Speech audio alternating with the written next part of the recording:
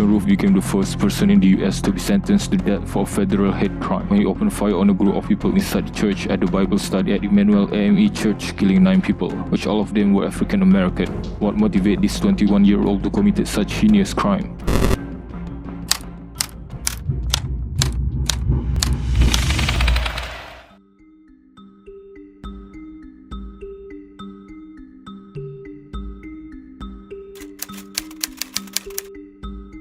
Dylann Roof was born in Columbia, South Carolina to Franklin Bennett Roof, a carpenter and a construction contractor, and Amelia Coles, a bartender. His parents were divorced. By the time of his birth, they were temporarily reconciled. Roof's father married Paige Mann in November 1999 when he was 5 years old. Bennett Roof is accused of abusing Mann both verbally and physically. They were divorced after 10 years of marriage.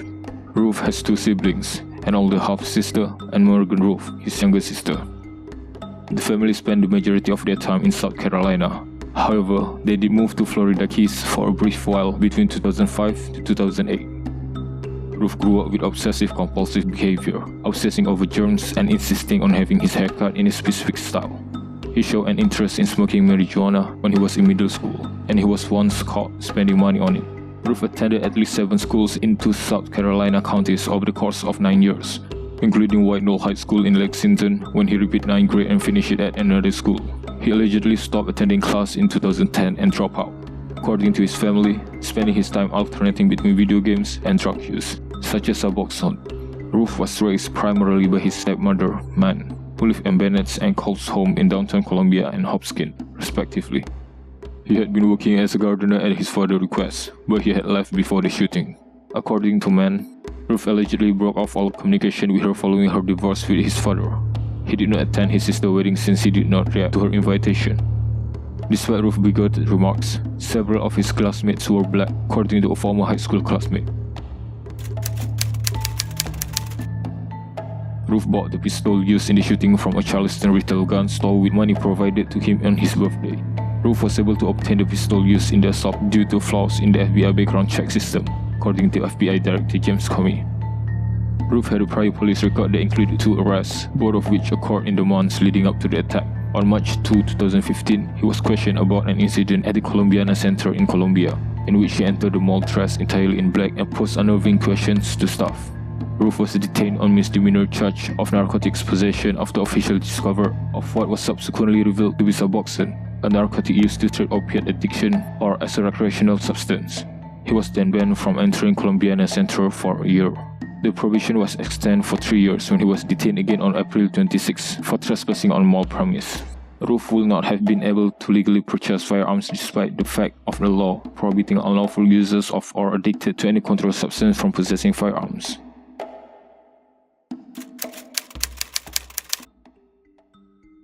A white male with sandy blonde hair, roughly 21 years old, and 5 feet 9 inches in height, dressed in a grey sweatshirt and pants, enters Emanuel African Methodist Episcopal Church 1 hour before the assault. It was Dylann Roof. The Bible study drew a total of 13 persons. According to the survivor's report, Roof asked for pink and sat next to him during the study. First listening to others, when they started talking about the scripture, he began to disagree. He eventually rose up and took a revolver from his fanny pack, aiming it towards 87 years old Susie Jackson. Tiwanza Sanders, Jackson's nephew, tried to calm him down by asking why he was attacking churchgoers. In response, Roof said, quote, "I have to do it. You raped our woman, and you are taking over our country, and you have to go." Sanders leaped in front of Jackson after he stated his desire to shoot everyone, and was shot first with a Glock 41.45 caliber handgun at roughly 9 p.m. on Wednesday, June 17, 2015. Roof then opened fire on the other victim while yelling racist epithets. He is also alleged to have stated, quote, "Y'all want something to pray about? I'll give you something to pray about." Sanders' mother and his 5-year-old niece, who were both in the study at the time, managed to escape the gunshot by feigning death. Sanders' mother was spared so she could inform others what had happened. He said, quote, "We need someone to survive, because I'm gonna shoot myself, and you will be the only survivor." Dylann Roof allegedly moved the pistol to his own head and pressed the trigger, only to realize he was out of ammo. According to the son of one of the victims who spoke to the survivor, he allegedly uttered a racially offensive speech over the corpse of the victims before exiting the church. The entire accident lasted for around 6 minutes.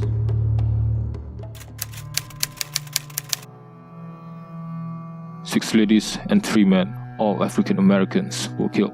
Multiple rounds of fire at close range killed them all. Daniel Simmons, the 9th victim, died at MUSC Medical Center after being shot at the scene. Felicia Sanders, the mother of killed victim Tiwanza Sanders, and her 5-year-old granddaughter, as well as Polly Shepard, a Bible study participant, all escaped the incident unscathed. During the incident, Pinckney's wife and daughter were also there. The following people were killed: Cynthia Mary Graham Hurt, 54, a Bible study member and manager for Charleston County Public Library System, sister of Malcolm Graham. Susie Jackson, 87, a Bible study and church choir member. Italy Lance, 70, the church sexton. DePayne Middleton, 49, a pastor who was also employed as a school administrator and admission coordinator at Southern Wesleyan University. Clementa Pinckney, 41, the church pastor and South Carolina state senator. Tiwanza Sanders, 26, a Bible study member, grandnephew of Susie Jackson. Daniel Simmons, 74, a pastor who also served at Greater Zion AME Church in Avondale. Sharonda Coleman, 45, a pastor, also a speech therapist and track coach at Goose Creek High School. And lastly, Myra Thompson, 59, a Bible study teacher. The incident was considered as a hate crime by police, and officers from the FBI were brought into aid in the investigation and manhunt.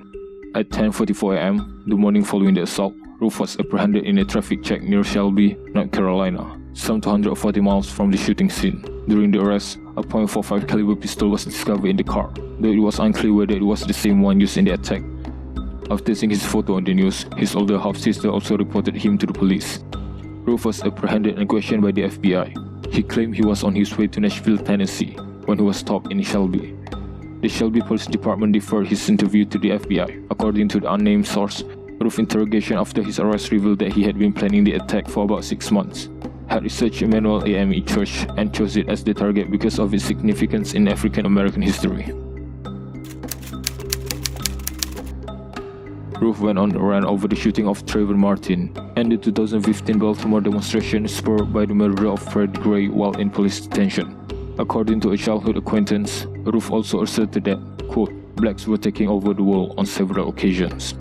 Roof allegedly told friends and neighbors about his murderous plans, which included a plot to attack the College of Charleston, but his claims were dismissed. Roof allegedly professed support for racial segregation in the United States and planned to create a civil war, according to his roommate. One of the friends said, quote, I don't think the church was his primary target because he told us he was going for the school, but I think he couldn't get into the school because of the security, so I think he just settled for the church. Roof's African American acquaintance stated that he never saw him express any racial animosity, but that Roof had confided him in a week before the murder that he will conduct a shooting at the college. LastTodayScene.com, a website registered to a Dylann Roof on February 9, 2015, was uncovered on June 20. Despite the fact that the domain's owner name was deliberately concealed the day after it was registered, law enforcement officers verified Roof was the owner. A Roof was seen with a revolver and a Confederate battle flag, as well as the internationally recognized Nazi code numbers 88, an acronym for the greeting Hail Hitler, and 1488, which were etched in sand on the scene. Roof was also observed spitting on an American flag and burning it. While some photos appeared to show Roof at home in his room, others appeared to show him on a tour of slavery-related historical sites in South Carolina, including Sullivan's Island, North America's largest slave disembarkation port, 4 former plantations, 2 cemeteries, 1 for white Confederate soldiers, and other for slaves, a Greenville Museum, and a library of Confederate history. Roof is thought to have used a timer to snap self-portrait, and his trips were forgotten by those who worked at the place. Roof allegedly created a 2,444-word manifesto on the website, in which he explained his views, which were organized into the following sections: Blacks, Jews, Hispanics, East Asians, patriotisms, and an explanation. Quote, I have no choice. I am not in a position to, alone, go into the ghetto and fight. I chose Charleston because it is the most historic city in my state, and at one time had the highest ratio of blacks to white in the country. We have no skinheads, no real KKK, no one doing anything but talking in the internet. Well, someone has to have the bravery to take it to the real world, and I guess that has to be me. Roof claimed that news of Trayvon Martin shooting really woke him.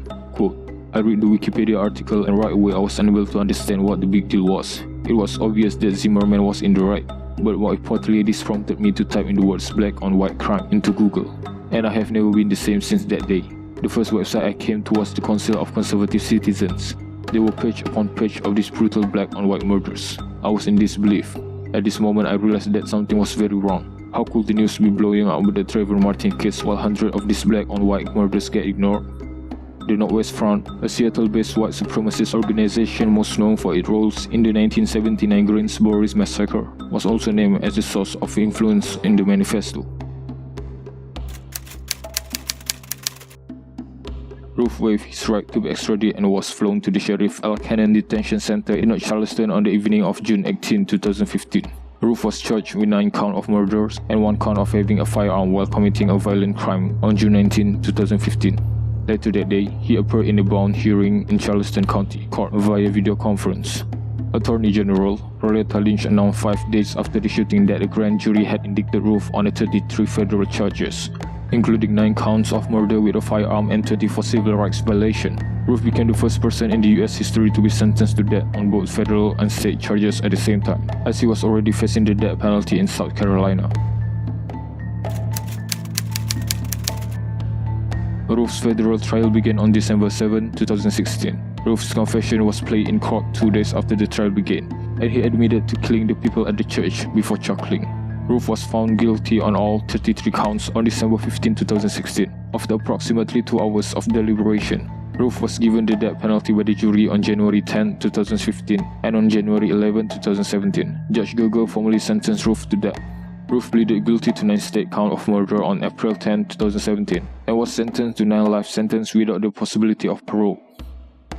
Roof was held at the Charleston County Jail until April 19, 2017, when federal agents took him into the custody and transported him to the FTC in Oklahoma City.